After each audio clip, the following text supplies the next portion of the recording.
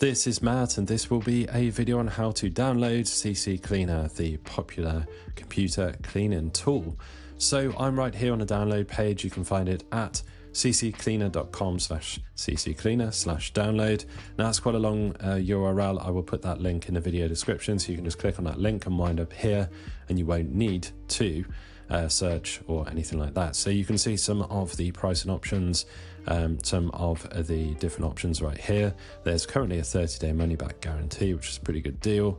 When we come up to the top here, you can download the free version. It's also available, so it's available on Windows, on Mac, Android, and iOS. So we just click on this button here for free download, and it will know what operating system you're on. I'm actually on a Mac right here with Google Chrome. So depending on the browser that you're using, we have all of the instructions here about how to. It's just super simple to actually follow the installer steps, but you will find the file that is saved.